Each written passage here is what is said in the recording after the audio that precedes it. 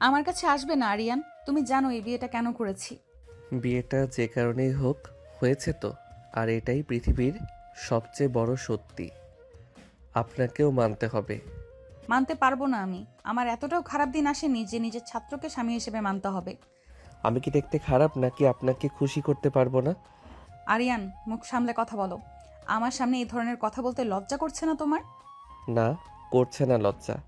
আপনি আমার স্ত্রী, আপনার সামনে সব ধরনের কথা আমি বলতে পারি। না, পারো না। তুমি জানো বিয়েটা কেন করেছি, তাই বলে মেনে নেব এমনটা ভাবার কারণ নেই। আপনি মানবেন, আপনার ঘাড় মানবে। আরিয়ান রেগে অহনার কাছে এসে নিজের সাথে জড়িয়ে ধরল। অহনা কিছু বলবে তার আগেই আরিয়ান তার ঠোঁট দুটো আঁকড়ে ধরল। অহনা অবাক হয়ে গেছে আরিয়ানের কাণ্ডে। সে যে এত তাড়াতাড়ি এমন পদক্ষেপ নিবে অহনা বুঝতেই পারেনি। আরিয়ান আঁকড়ে ধরে কিস করতে লাগলো অহনাকে। বেশ কিছুক্ষণ পরে ছেড়ে দিয়ে বলল, এভাবেই মানবেন আপনি? চেয়েও কিছু করতে পারবেন না? ঘরটায় চাপা নীরবতা। জানালার পর্দা নড়ছে হালকা বাতাসে, কিন্তু অহনার ভেতরে ঝড় থামছে না। আরিয়ানের সেই আচরণ এখনো যেন তার বুকের ভেতর জ্বলছে আগুন হয়ে। হঠাৎই অহনা ঘুরে দাঁড়ালো, চোখে তীব্র রাগ, কণ্ঠে অসম্ভব অপমান। অহনা আগুন হয়ে বলে উঠল। লজ্জা করে না তোমার ছাত্র হয়ে ম্যাডামকে এইভাবে? কথাটা শেষ করার আগেই গলা কেঁপে উঠল। অপমান, রাগ আর নিজের উপর নিয়ন্ত্রণ হারানোর ভয় সব একসাথে তাকে আঘাত করলো। আরিয়ান এক মুহূর্তের জন্য চুপ করে রইল, তারপর ধীরে মাথা তুলল। সেই চোখে ভয় নেই, বরং একরাশ জেদ আর দৃঢ়তা। সে শান্ত গলায় বলল, ও হ্যালো ম্যাম, আপনি ভার্সিটিতে? এখানে নয়, এটা বেডরুম। এখানে আপনি শুধু আমার বউ। কথাগুলো অহনার উপর বজ্রপাতের মতো আশ্রে পড়ল। সে বিশ্বাসই করতে পারছিল না এই ছেলেটা যে ক্লাসে তার সামনে দাঁড়িয়ে কথা বলতে গিয়ে গলা নামিয়ে ফেলতো, আজ সেই এমন কথা বলছে। অহনা তীব্র স্বরে বলে উঠল, মুখ সামলে কথা বলো আরিয়ান। এই বিয়েটা পরিস্থিতির চাপে করেছি, ভাববে না আমি মেনে নিয়েছি। আরিয়ান এক পা এগিয়ে এলো, গলায় চাপা হাসি, চোখে অদ্ভুত এক আত্মবিশ্বাস। সে বলল, আপনি মেনে নিন আর না নিন, সত্যিটা বদলাবে না। বিয়েটা হয়ে গেছে, আর সেটাই সবচেয়ে বড় সত্য। অহনা দাঁতে দাঁত চেপে রইল। তার সারাটা জীবন শাসন, নিয়ন্ত্রণ আর আত্মসম্মানের উপর দাঁড়িয়ে। আজ সেই নিয়ন্ত্রণ যেন তার হাতছাড়া হতে বসেছে। সে কঠোর কণ্ঠে বলল, আমি তোমার ম্যাডাম, তুমি আমার ছাত্র ছিলে। এই সম্পর্কটা ভুল, আর ভুল জিনিস ভাঙতে আমি জানি। আরিয়ান নির্ভীকভাবে তাকিয়ে রইল। তার চোখে বিন্দুমাত্র ভয় নেই। ধীরে ধীরে সে বলল, ভাঙতে গেলে শক্ত হতে হয় ম্যাম, কিন্তু দেখবেন ভাঙতে গিয়ে নিজেই কাঁপছেন। ঘরের বাতাস ভারী হয়ে উঠল। অহনার বুকের ভেতর অজানা এক অস্বস্তি জমে উঠেছে, যেটাকে সে কোনোভাবেই নাম দিতে চায় না। সে নিজের স্বর শক্ত করে বলল, কাল থেকে আলাদা ঘর, বাইরে ভার্সিটিতে আমার সামনে একটা কথাও বাড়তি বলবে না। আরিয়ান মাথা নুইয়ে সম্মতি জানালো, কিন্তু ঠোঁটের কোণে হালকা এক হাসি রয়ে গেল। সে শান্ত গলায় বলল, বাইরে আপনি ম্যাডাম, ভিতরে আমি আপনার স্বামী। এই সীমাটা আমি জানি। ঘরের বাতাস হঠাৎ করেই ভারী হয়ে উঠল। অহনার ধৈর্যের বাঁধ ভেঙে গেছে। চোখে আগুন, কণ্ঠে তীব্র ঘৃণা আর অস্বীকার। অহনা রেগে উঠে দাঁড়িয়ে বলল, স্বামী, এই শব্দটা আর আমার সামনে ব্যবহার করবে না। ঘরের ভেতরে, বাইরে, কোথাও না। তোমাকে আমি স্বামী হিসেবে চাই না। কথাগুলো যেন ছুরির মতো আরিয়ানের বুকে এসে বিঁধল। তবুও সে পিছু হটল না, বরং কয়েক মুহূর্তের মধ্যে অহনার হাতটা ধরে নিল। আচমকা টানে অহনাকে নিজের কাছাকাছি এনে ফেলল। অহনা বিস্ময়ে চমকে উঠল, কিন্তু আরিয়ান থামেনি। সে ধীরে অহনার কাঁধে কাছে ঝুঁকে পড়ে। নরম কণ্ঠ, কিন্তু দৃঢ় এক অদ্ভুত অধিকারবোধ মিশে আছে তাতে। আরিয়ান নিচু স্বরে বলল, বাইরে না মানুন, কিন্তু ভিতরে আপনাকে মানতেই হবে। তার কণ্ঠ অহনার কানে আগুনের মতো ছড়িয়ে পড়ল। অহনা মুহূর্তের জন্য স্তব্ধ হয়ে গেল। এই ছেলেটার সাহস, তার আত্মবিশ্বাস, সব কিছুই তার হিসেবের বাইরে।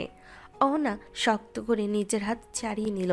চোখে ভয় নয়, বরং আরও গভীর রাগ। সে কঠিন গলায় বলল, ভুলে যেও না আরিয়ান, আমি অহনা। আমি কারোর জোরে কিছু মানি না।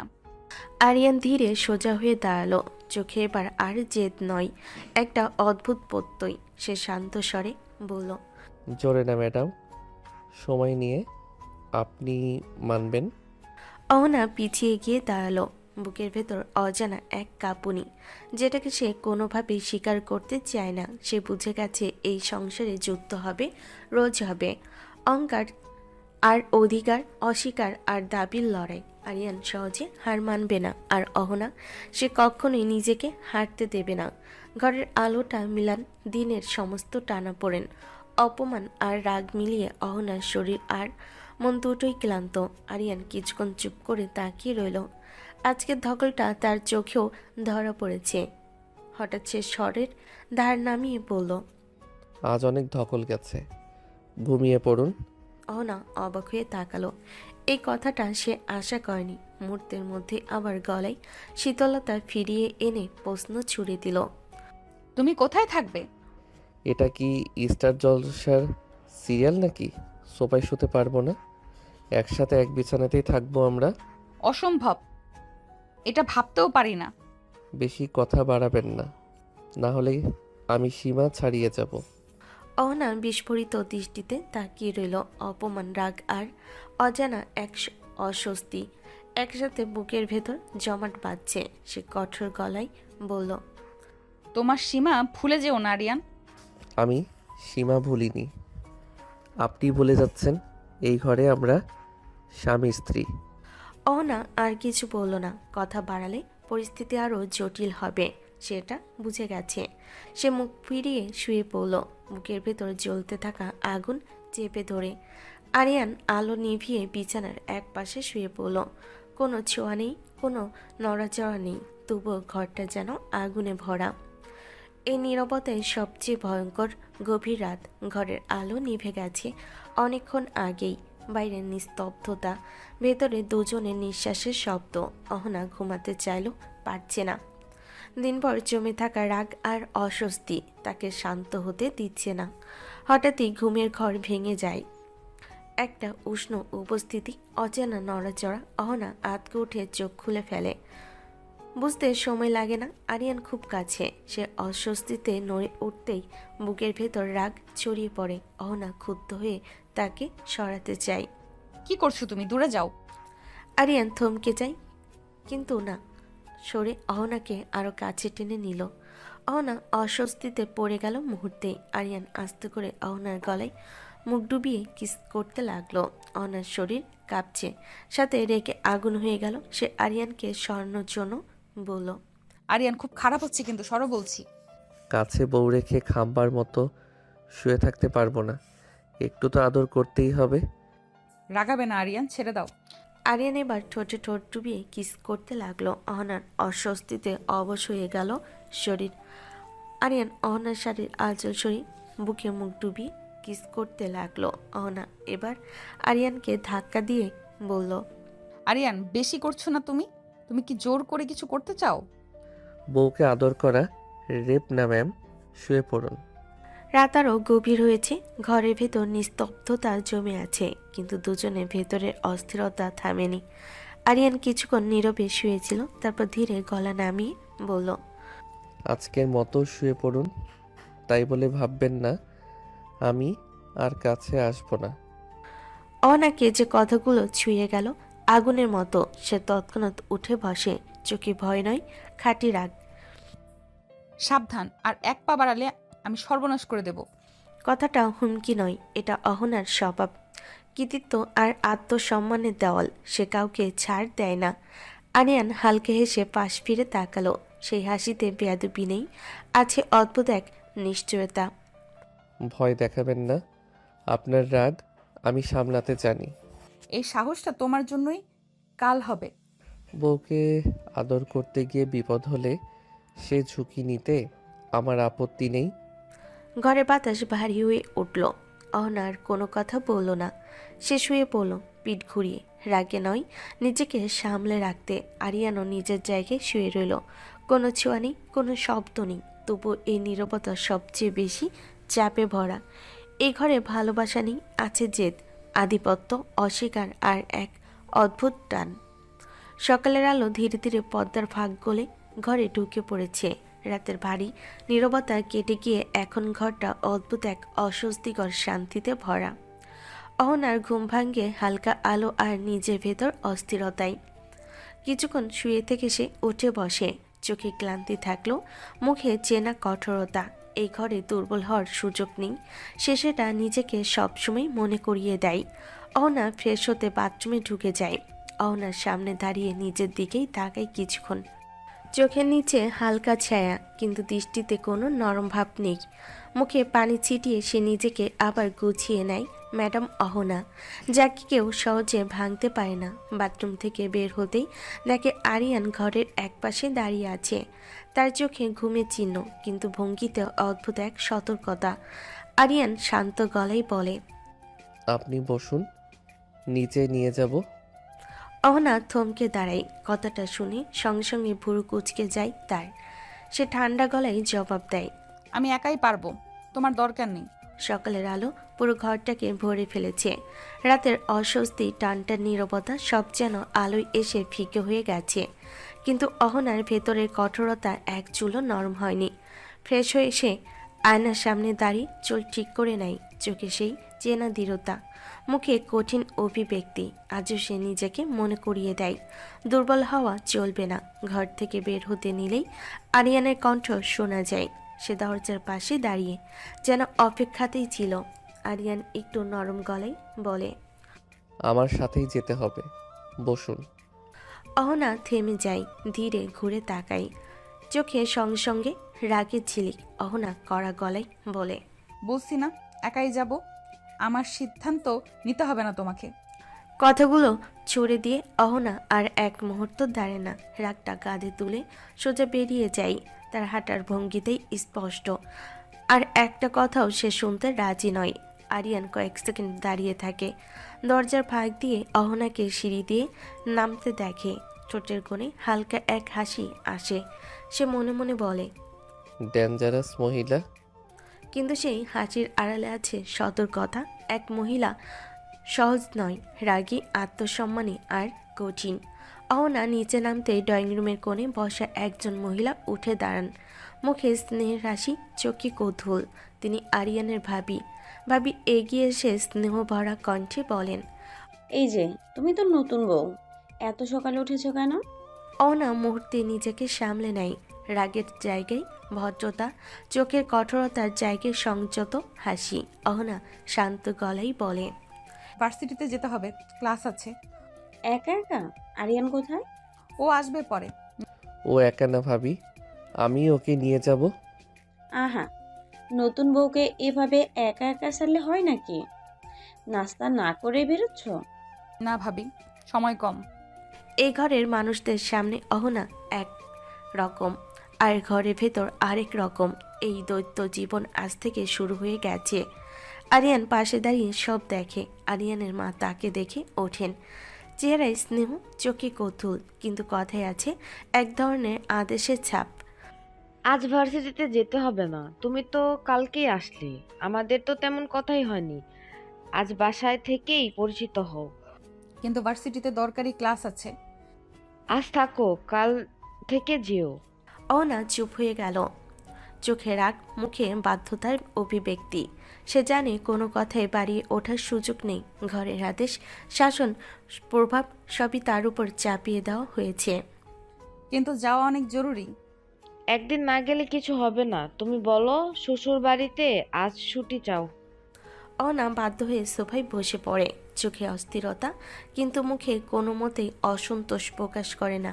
ঘরের শান্ত বাতাসে নিস্তব্ধতার সঙ্গে ছোট্ট উত্তেজনা ভেসে আসে। কিছু খেয়ে নাও। পরে যাব। আরিয়ানের মা হালকা হেসে এক ধাপ পেছনে চলে যান।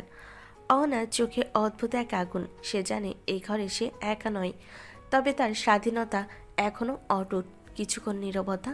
আরিয়ান চুপচাপ বসে যায়। সে জানে এই মুহূর্তে কিছু বলে পরিস্থিতি আরও জটিল হবে। থাকলে ক্লান্ত হয়ে যাবে, পরে খেয়ে নেবে, ঠিক আছে?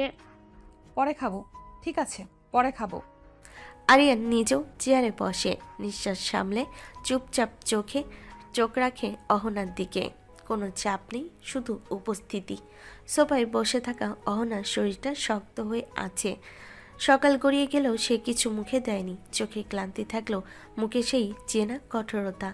আরিয়ান কিছুক্ষণ দূর থেকে তাকিয়ে থাকে, তারপর ধীরে ধীরে কাছে এসে গলায় স্বাভাবিক ভাব এনে বলে, কিছু খান? কাল থেকে তো কিছুই খাচ্ছেন না। তোমার সাথে কথা বলতে চাই না আমি। আরিয়ানা ভুরু কুঁচকে যায়। সে পিছু হটল না, বরং শটটা আরও হালকা করে বলল, এত রাগ করার কি আছে? কথা বলো না আরিয়ান, স্পষ্ট করে বলছি, আর কথা বলো না। আরিয়ান হেসে ফেলল। সে হাসিতে বেয়াদবি নেই, আছে ইচ্ছে করে উস্কানি দেওয়ার চেষ্টা। 100 বার বলবো? সীমা ছাড়াচ্ছ তুমি। আমার কথা শুনলে এমন কাণ্ড করব যে আপনি রেগে আগুন হয়ে যাবেন, এইটুকু গ্যারান্টি। অনাকে যেন কেউ বিদ্যুৎ স্পষ্ট করল। তার চোখে মুহূর্তে আগুন জ্বলে উঠল। সে আর নিজেকে ধরে রাখতে পারল না। ব্যাস, একদম চুপ। তুমি কে সেটা ভুলে যাচ্ছ।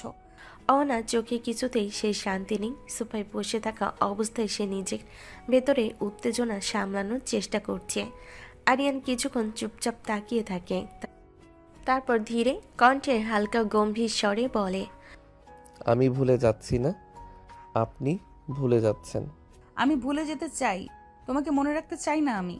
আরিয়ানের চোখে হালকা জেদ, ঠোঁটে নিঃশব্দ হাসি। সে জানে অহনার এই অস্বীকার তার জন্য চ্যালেঞ্জ।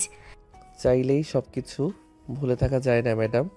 এই সময় ভাবি কৌতূহল নিয়ে এগিয়ে আসেন। দুজনকে ফিসফিস করতে দেখে আরও কাছে এগিয়ে এসে প্রশ্ন করলো, কি রে আরিয়ান, এত ফিসফিস করছো কেন?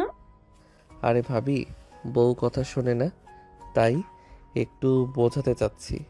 অহনা উঠে দাঁড়ালো, রাগে তার চোখে আগুন ভরা। সে ধীরে ধীরে উপরে চলে যায়। পায়ের প্রতিটা ধাপেই যেন তার রাগের প্রতিধ্বনি ছড়িয়ে যায়। আরিয়ান পিছে পিছে এগোতে থাকে। ম্যাডাম, উপরে গেলেও কিন্তু আমি আপনাকে ছাড়তে পারি না। সিঁড়ির শেষ ধাপটা পেরোতেই অহনা ধৈর্য চূড়ান্ত সীমায় পৌঁছায়। সে হঠাৎ ঘুরে দাঁড়িয়ে রাগে কাপা কণ্ঠে বলে ওঠে, আমার পিছু পিছু আসবে না আরিয়ান। কথাটা বলে সে দরজার দিকে এগোয়, কিন্তু আরিয়ান আর এক পাও দূরে থাকে না। সে দ্রুত এগিয়ে এসে অহনার হাতটা ধরে ফেলে। কোনো টান নয়, কিন্তু স্পষ্ট থামানোর ইঙ্গিত। অহনা থমকে যায়। আরিয়ান দরজাটা বন্ধ করে দেয়। তালা নয়, শুধু বন্ধ। ঘরটা মুহূর্তেই নিঃশব্দ হয়ে ওঠে। আরিয়ান কাছে এসে গম্ভীর কণ্ঠে বলে, আপনি কিন্তু বেশি বাড়াবাড়ি করছেন ম্যাডাম, একদম এভাবে ব্যবহার করবেন না। অহনার চোখে আগুন জ্বলে ওঠে। সে নিজের হাত ছাড়িয়ে নেয়, গলায় তীব্র দৃঢ়তা। ঠিকই করছি আমি। এই বিয়ে আমি মানি না, আর কোনোদিন মানবও না। এ কথাই আরিয়ানের চোখের দৃষ্টি বদলে যায়। রাগ নয়, এক ধরনের কঠিন স্থিরতা। সে এক মুহূর্ত চুপ থেকে ধীরে ধীরে বলে, না মানুন, আমি জোর করছি না আপনাকে ভালোবাসতে, কিন্তু আমার পরিবারের সাথে ভালোভাবে থাকতে হবে, এটা আপনি এড়িয়ে যেতে পারবেন না। অহনা ঠোঁট শক্ত করে চেপে ধরে। বুকের ভেতর রাগ আর অপমান একসাথে ধাক্কা খাচ্ছে। সে চোখ সরিয়ে নেয়, কিন্তু কণ্ঠে এক চুল নরমতা আসে না। আমি কারোর কাছে অভিনয় করতে আসিনি। আমার সীমা আমি জানি। আমি অভিনয় চাই না, শুধু চাই আপনি নিজেকে আর আমার পরিবারকে সম্মান করুন। খাবার পাঠাচ্ছি, খেয়ে নেবেন। ইচ্ছে হলে খাবো, না হলে খাবো না। আরিয়ানের চোখে হালকা জেদ, কিন্তু মুখে কোনো রাগ নেই। সে ধীরে নিচে নামে সার্ভেন্টকে ডেকে বলে, খাবার নিয়ে যান, আর যেন তার কাছে ঠিকভাবে পৌঁছায়। সার্ভেন্ট খাবার নিয়ে উপরে আসে। অহনা বসে থাকে সোফায়, চোখ অন্যদিকে। কোনো উত্তর দেয় না, কোনো ভদ্রতা দেখে না। খেয়ে নিন ম্যাডাম। রেখে যান, পরে খাবো। বিকেল। হালকা সূর্যের আলো জানালার ফাঁকে ঢুকে ঘরের অন্ধকে ছুঁয়ে চলেছে।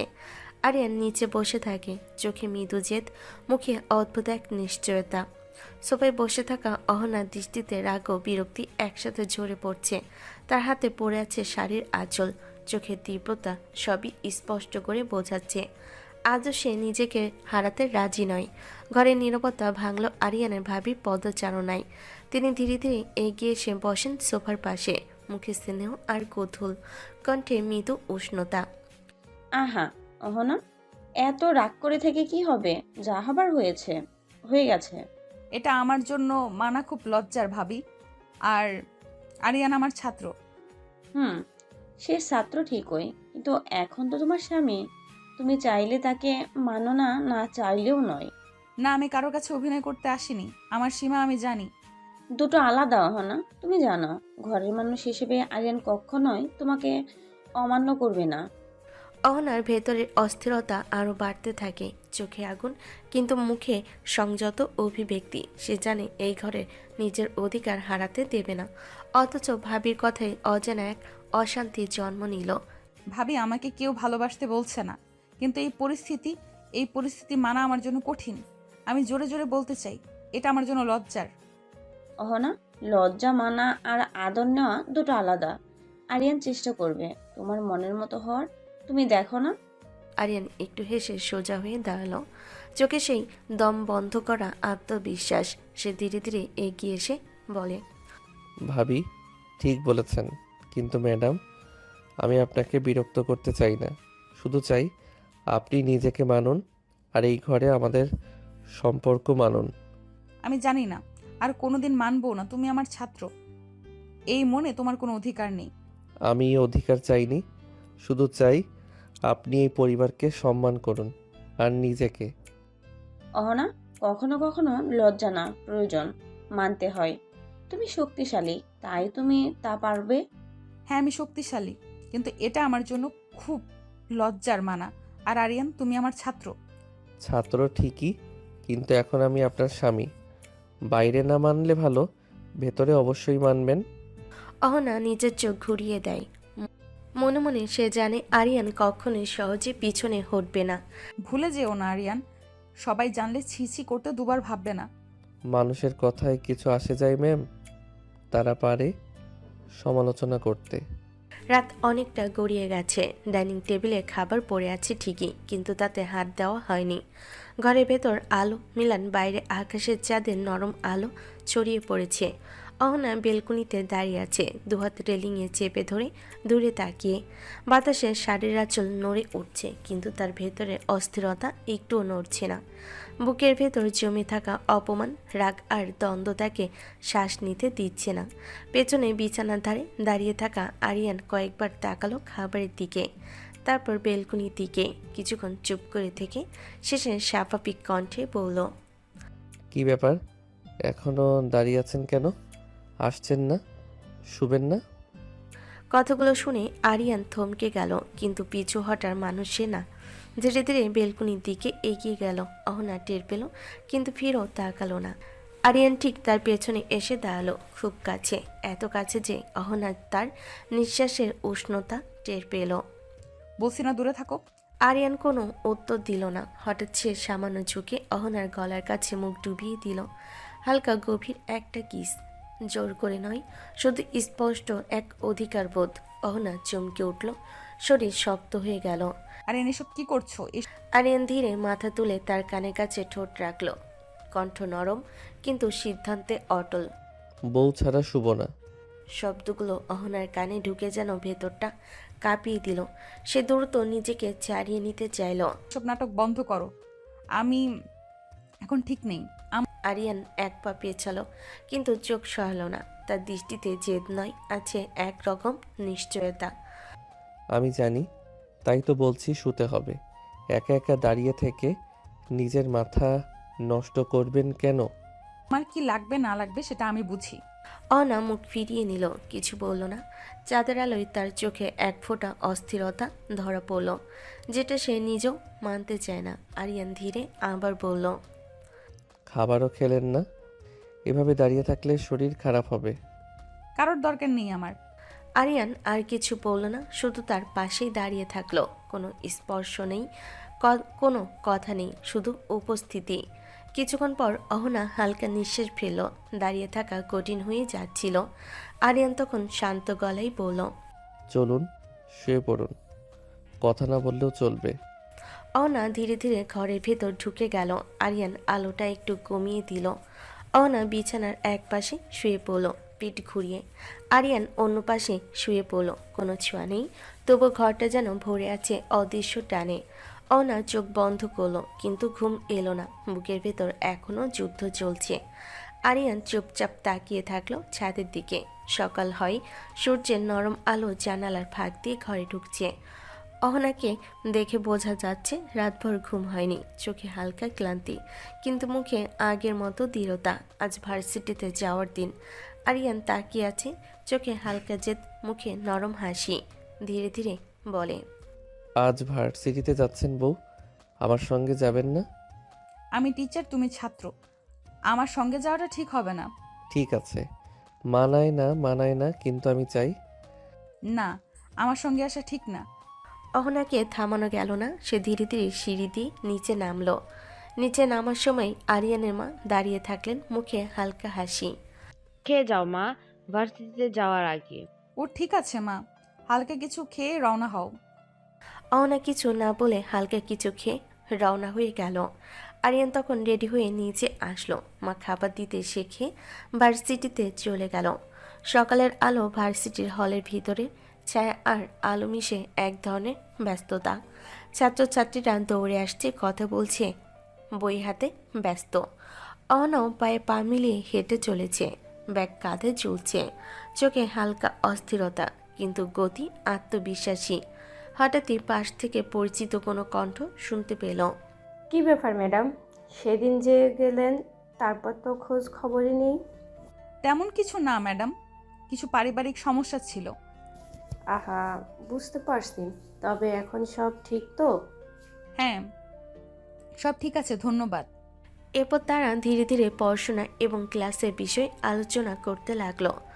অহনাকে খেয়াল হলো, এই পরিবেশে ফিরে এসে তার মনটা যেন অন্যরকম। ছাত্রদের সামনে তার দায়িত্ব নিজের মর্যাদা বজায় রাখা। আজ ক্লাসে নতুন টপিক শুরু হবে, আপনি কি আগে সংক্ষেপে ছাত্রদের বোঝাবেন? হ্যাঁ, ভালো হবে। সবাই আগে পড়া বিষয়গুলো রিভিউ করবে। অহনাকে বুঝতে লাগলো, ভার্সিটিতে আসাটা শুধু পড়াশোনা নয়, ছাত্রদের সামনে তার কঠোরতা, নিয়ন্ত্রণ আর দায়িত্ব সব মিলেমিশে তাকে প্রস্তুত থাকতে হবে। আপনার ছাত্রদের সঙ্গে কাজ করতে ভালো লাগবে? হ্যাঁ, আশা করি সবাই মন দিয়ে শিখবে। সকাল হয়েছে। ভার্সিটির ক্যাম্পাসে ছাত্রছাত্রীরা গাম্ভীর্য ও ব্যস্ততায় মিশে আছে। হালকা হাওয়া বইছে, গাছের পাতার ছায়া মাটির ছুঁয়ে খেলছে। আরিয়ান ধীরে ধীরে গেট দিয়ে ঢুকলো, ব্যাগ কাঁধে, চোখে ছোট্ট জেদ, মুখে অদ্ভুত আত্মবিশ্বাস। ঠিক তখন তার বন্ধুদের দল চোখে পড়ল। তারা হঠাৎ হাসি থামিয়ে তাকিয়ে রইল। ওই কিরে, কাল আসলি না কেন? নতুন বউ রেখে ভার্সিটিতে কে আসে? বউ মানে? বউ কই থেকে আসলো? বিয়ে করছি তাই বউ এসেছে। বন্ধুরা যেন আকাশ থেকে পড়ে গেল, কেউ চুপচাপ, কেউ মুখে হাত দিয়ে অবাকি সাপ লুকানোর চেষ্টা করছে। আরিয়ান তাদের দিকে তাকিয়ে হালকা মৃদু হাসি দিয়ে বলল, এগুলো বাদ, একদিন সব বলবো। বন্ধুরা আবার একে অপরের দিকে তাকালো। মনে হলো এই আরিয়ান যে রোজ মজা করার ছেলে, আজ তার জীবন পুরোপুরি বদলে গেছে। ঠিক তখন ক্যাম্পাসের ভিড়ের মধ্যে চোখে পড়ল পরিচিত এক মুখ। অহনা, তার নতুন বউ, কিন্তু ভার্সিটিতে বিয়ের পরে আজ প্রথম দিন। ব্যাগ কাঁধে, চোখে কিছুটা অস্থিরতা, মুখে দৃঢ়তা। তার চলন ভঙ্গি এমন যেন পৃথিবীর সমস্ত নিয়ন্ত্রণ তার হাতের মুঠোয়। আরিয়ান কিছুক্ষণ চুপচাপ তাকিয়ে রইল। সে জানে আজ বন্ধুরা সব বুঝতে চায়, কিন্তু অহনার সঙ্গে তার সম্পর্ক এখনো একটি গোপন অধ্যায়। তুই সত্যি বিয়ে করেছিস আরিয়ান? বিয়ে কি মিথ্যা করা যায় নাকি রে? বিশ্বাস হচ্ছে না রে। না করাই ভালো। চল ক্লাসে যাই। ক্লাসের দরজা খুলে অহনা ধীরে ধীরে ঢুকলো।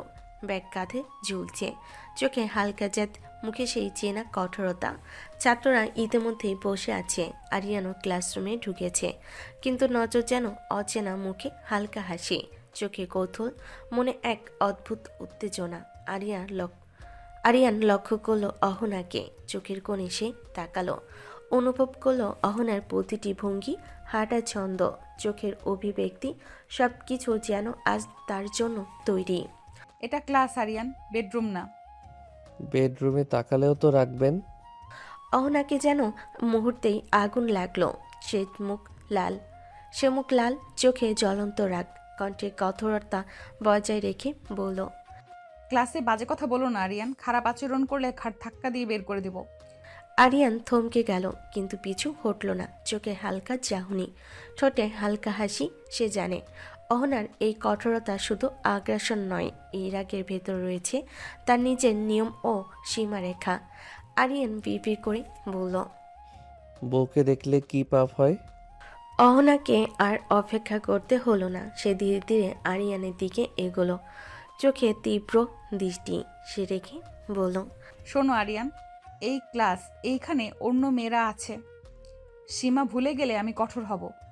আরিয়ান হালকা ভুরকুচকে তাকালো, চোখের ছোট্ট জেদ, কিন্তু স্বর শান্ত। সে জানে অহনাকে চাপে রাখা যাবে না, নিজের সাহস দেখাতে হবে, কিন্তু সীমার মধ্যে। ঠিক আছে, ক্লাসে কিছু বলবো না, কিন্তু বেডরুমে আটকাতে পারবেন না। অহনার যেন চোখে একটু অস্বস্তি হলো, বুকের ভেতর অজানা উত্তেজনা, চোখের রাগ, মুখে কঠোর অভিব্যক্তি, সব কিছু একসাথে জমে। তবে সে চুপ, জানে ক্লাসের সবাই দেখছে, নিজের অধিকার ও কৃতিত্ব বজায় রাখতে হবে। ক্লাস শেষে অহনা বেরোতেই যাচ্ছিল, আরিয়ান হাত ধরে টেনে একটা ফাঁকা রুমে নিয়ে গেল। আরিয়ান কি করছো? কথা বলবেন না। কি ব্যাপার আরিয়ান, এসব কি? বউ কথা বলবেন না। আরিয়ান অহনাকে পাশে নিল, কেউ যেন কাছে না আসে, তাই একটা ফাঁকা রুমে নিয়ে এসেছে। আরে কি করছো? আমি বেরোতে চাই। বউ, আদর না করে থাকতে পারছি না। রাগ করে লাভ নেই, একটু আদর করব আপনাকে। আরিয়ান হালকা হাসি দিয়ে অহনার কাঁধে মুখ চেপে ধরে ঠোঁটে স্পর্শ দিলেন, তারপর অহনার ঠোঁটে ঠোঁট ডুবিয়ে কিস করতে লাগলো। আরিয়ান, কেউ দেখবে? না, দেখবে না, শুধু আমি আর আপনি। মুহূর্তেই রুমের বাতাস ঘন হয়ে উঠল। অহনার চোখে বিস্ময়, রাগ আর উত্তেজনা সব একসাথে। আরিয়ান ধীরে ধীরে তার কপালে আরেকটা চুমু দিলেন। আরও আরিয়ান, এটা ঠিক না।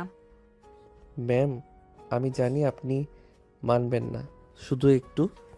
রুমে কেউ আসে না, নিঃশব্দ ঘরের মধ্যে এক অন্যরকম উত্তেজনা, এক অদ্ভুত শান্তি ভেসে আসে। অহনাকে রাগ, লজ্জা আর অস্বীকারের মধ্যে থাকতে হলো। আরিয়ান ধীরে ধীরে তার এক হাত ধরে রাখলেন, যেন বুঝিয়ে দেন এখন এই মুহূর্তে শুধু তারা দুইজন। সীমা ছাড়াবে না আরিয়ান, এটা ভার্সিটি। সীমা, আমি জানি বউ। আরিয়ান আবার অহনার ঠোঁটে ঠোঁট ডুবিয়ে কিস করতে লাগলো। অহনা ছাড়াতে গিয়েও পারল না। আরিয়ান আরও কাছে টেনে নিয়ে আসলো, শাড়ির ভেতরে হাত দিয়ে কোমরে চাপ দিতে লাগলো। অহনার শরীর অবশ হয়ে গেল, সে শরীর ভর ছেড়ে দিল আরিয়ানের উপর। আরিয়ান এই সুযোগে অহনাকে কোলে করে টেবিলে বসিয়ে দিয়ে তাকে কিস করতে লাগলো। অহনা চোখ বন্ধ করে রইল। আরিয়ান ধীরে ধীরে অহনার গলায় মুখ ডুবিয়ে কিস করলো। অহনার চোখ বড়, রাগার বিস্ময় একসাথে। সে নিজের হাত সরাতে চাইল, আরিয়ান সামলাচ্ছে, যেন কোনো মুহূর্ত এড়িয়ে যেতে না পারে। এইটুকু ছোঁয়াতেই এমন রাগ? বউ, বেশি আদর করলে কি করবেন? বাসায় গিয়ে তোমাকে দেখে নেব। অহনার কথাই আরিয়ান কেবল হাসি দিল, ঠোঁটের কোণে হালকা উষ্ণতা আর চোখে অদ্ভুত আত্মবিশ্বাস। বাসায় গেলে তো আরও আদর করব সোনা, তখন কি করবেন? অহনা কিছুক্ষণ চুপ, বুকের ভেতর অজানা উত্তেজনা আর রাগের ঝড়, চোখে ক্ষোভ, ঠোঁটে সামান্য লাজুক হাসি। ভুলে যেও না, আমি কাউকে ছাড় দেই না। জানি বউ, তাই তো এই মুহূর্তটা এত মূল্যবান। মুহূর্তটা নীরব, শুধু দুজনই নিঃশ্বাস। কেউ আসে না, কেউ দেখবে না। আরিয়ান আর অহনার মধ্যে এক অদ্ভুত টান, একরকম যুদ্ধ, অভিমান আর ভালোবাসার মিশ্রণ। দুজন ধীরে ধীরে দূরে সরে গেল। রুমে শান্তি, কিন্তু দুই মনের এক অজানা উত্তেজনা, আগুন আর আবেগ জ্বলছে। ক্লাস শেষ, ঘড়িতে দেখছে সময়। ভার্সিটিতে হঠাৎ নিস্তব্ধতা। আরিয়ান চোখে অদ্ভুত জেদ নিয়ে অহনার দিকে তাকিয়ে বলল, এখন আমার সাথে চলুন। না, সবাই সন্দেহ করবে। তাতে কি, আপনি আমার বউ, সত্যিটা সবার জানার অধিকার আছে। খবরদার, কেউ যেন না জানে। অহনার কথাই আরিয়ানের ঠোঁটে হালকা এক হাসি খেলো। সে দ্রুত অহনার হাতে হাত রাখল। চিন্তা করবেন না, আমার সাথে চলুন, কাউকে বলবো না। অহনা কিছুক্ষণ চুপ। ভেতরে দ্বিধা, রাগ আর অস্বস্তি মিলেমিশে ভীষণ উত্তেজনা তৈরি করছে, কিন্তু আরিয়ানের দৃঢ়তায় নিজের আপত্তি প্রকাশ করতে পারছে না। ঠিক আছে, তবে সাবধানে। আরিয়ান হাসি দিয়ে মাথা নুয়ে অহনার হাত ধরে এগিয়ে গেল। ভার্সিটির সামনে আসতেই আরিয়ান বলল, অহনা, বাইকে উঠুন। অহনা কিছুক্ষণ তাকিয়ে থাকলো। বাইক, রাস্তা, মানুষের ভিড় সবই মনে করিয়ে দিচ্ছিল ভ্রমণের ঝুঁকি, কিন্তু আরিয়ানের দৃঢ় চোখ আর শান্ত কণ্ঠে ভরসা দেয়। ঠিক আছে, তবে সাবধানে চালাবে। আরিয়ান হালকা হাসি দিয়ে বাইকের পাশে দাঁড়িয়ে প্রস্তুত হলো। অহনা ধীরে ধীরে বাইকে উঠে বসলো। ভালো করে ধরে রাখুন। বাইক ধীরে ধীরে চলতে শুরু করলো। বাতাসে ঠান্ডা হাওয়া খেলছে। দূরের শহরের কোলাহল কমে যাচ্ছে। অহনা চুলে বাতাস খেলে আরিয়ানের হাতে দৃঢ়তা তাকে অদ্ভুত এক নিরাপত্তার অনুভূতি দিল। কই যাও? নদীর পাড়ে, মন ভালো হবে। রাস্তা প্রায় শূন্য। বাইক চলে যাচ্ছে নদীর ধারে। নির্পারের শান্ত বাতাসে ভেতরে উত্তেজনা ধীরে ধীরে কমছে। অহনার চোখে অজানা এক প্রশান্তি, আরিয়ানের চোখে হাসি, ভেতরে দণ্ড আর অস্বস্তি কিছুটা নরম হয়ে এসেছে। বাইক থামল নির্পারে। সূর্য ঢোকে ধীরে ধীরে। পানির নীরব ঢেউ, হালকা বাতাস সব মিলেমিশে এক অদ্ভুত শান্তি এনে দিল। অহনা ধীরে ধীরে আরিয়ানের দিকে তাকালো। চোখের আগের ছাপ এখনো আছে, কিন্তু মন শান্ত। সত্যি এখানে শান্তি আছে। বাইকটা ধীরে এসে একটা ফুচকার দোকানের সামনে এসে থামে। বিকেলের হালকা বাতাস, দোকানের সামনে কয়েকজন দাঁড়িয়ে আছে। ফুচকার ঝাঁঝালো গন্ধে জায়গাটা বেশ জমজমাট। নামুন। এখানে কেন থামলে? ফুচকা খান। আমাকে কি তোমার পিচ্চি মনে হয়? আমি এসব খাই না। কেন? ম্যাডাম হলে কি ফুচকা খেতে পারবে না? এটা আমার স্ট্যান্ডার্ড না আরিয়ান। স্ট্যান্ডার্ড থাক, সমস্যা নেই, কিন্তু মানুষ তো মানুষই। ফুচকা খেলেই কি সম্মান কমে যায়? অহনা কিছুক্ষণ চুপ করে থাকে। চোখে রাগ, কিন্তু আরিয়ানের কথায় এক ধরনের অস্বস্তি কাজ করে। তুমি সব কিছু নিয়ে এত কথা বাড়াও কেন? কারণ আপনি সব কিছুতেই দেয়াল তুলে রাখেন। আজ একটু দেয়াল নামান। মামা, ফুচকা দেন। কয়টা দিব? 2টা প্লেট। আমি বলিনি খাবো। জোর করছি না, শুধু ট্রাই করতে বলছি। প্লেট সামনে আসতেই অহনা তাকিয়ে থাকে। ফুচকা দেখে, ভেতরে দেখে একটু থমকে যায়। ঝাল হলে কিন্তু খাবো না। দেখছেন, খাওয়ার আগে শর্ত দিচ্ছেন। ঝাল। তাই তো বলেছি, মজা আছে। অহনা আর কিছু না বলে ধীরে ধীরে আরেকটা খায়। মুখে বিরক্তি থাকলেও সেটা আর আগের মতো করা না। কাউকে বলবে না। না, এটা আমাদের সিক্রেট। নির্পারের বাতাস, ফুচকার ঝাল আর দুজনের এই ছোট্ট মুহূর্ত অহনার শক্ত দেওয়ালে একটা ছোট্ট ফাটল ধরিয়ে দেয়। অহনা আরেকটা ফুচকা মুখে তুলতেই হঠাৎ ফুচকার ভেতরে ঝাল পানি গাল বেয়ে পড়ে গেল। মুহূর্তে তার মুখ কুঁচকে উঠল। কি ঝাল! সে হাত দিয়ে ঠোঁট মুছতে গেলে কিন্তু ঝালটা যেন আরও ছড়িয়ে পড়ল। চোখে পানি এসে গেল। আরিয়ান, খুব ঝাল লাগছে। আরিয়ান 1 সেকেন্ড দেরি করল না। সে অহনার হাত ধরে হালকা টানে দোকান থেকে একটু দূরে নিয়ে গেল, যেখানে কেউ ঠিক করে খেয়াল করবে না। দাঁড়ান, নড়বেন না। এখানে কি করছো? ঠোঁটে মরিচ লেগেছে। কথাটা বলে সে খুব স্বাভাবিকভাবে ঝুঁকে পড়ে, ঠোঁটে ঠোঁট ডুবিয়ে দিল। কিস করতে লাগলো নিজের মতো করে। অহনা মুহূর্তেই অহনা স্তব্ধ। চোখ বড় হয়ে যায়, বুক ধক করে ওঠে। আরিয়ান, এসব কি? ঝাল কমানোর ট্রিক কাজ করেছে। একটু কমেছে। কেউ দেখলে কি ভাববে? কেউ দেখেনি, আর দেখলেও সমস্যা কি? আমি তো আমার বউকে আদর করেছি। অহনা কিছু বলল না, শুধু মুখটা অন্যদিকে ঘুরিয়ে নিল, কিন্তু ঠোঁট যেন এখনো গরম হয়ে আছে। আর এসব করবে না। ঝাল লাগলে আবার করব। অহনা আর কিছু বলল না, কিন্তু তার লাজুক চুপ করে থাকা আরিয়ানকে বুঝিয়ে দিল এই ছোট্ট মুহূর্তটা তার কঠোরতার দেওয়ালে আরেকটা নরম ফাটল ধরিয়ে দিয়েছে। বিকেলের আলো তখন মিলান হয়ে এসেছে। আরিয়ান আর অহনা পাশাপাশি হাঁটতে হাঁটতে বাড়ির গেট পেরোলো। অহনা স্বাভাবিক থাকার চেষ্টা করছে, কিন্তু ফুচকার দোকানের সেই মুহূর্তটা এখনও তার মাথার ভেতর ঘুরছে। আরিয়ান সব বুঝেও কিছু বলছে না, শুধু চুপচাপ হেঁটে যাচ্ছে। ঘরে ঢুকতে ড্রয়িং রুম থেকে আরিয়ানের মায়ের কণ্ঠ ভেসে এলো। এত দেরি হলো কেন রে? আরিয়ান এক মুহূর্ত থামলো, অহনার দিকে তাকালো না, খুব স্বাভাবিক ভঙ্গিতে উত্তর দিল।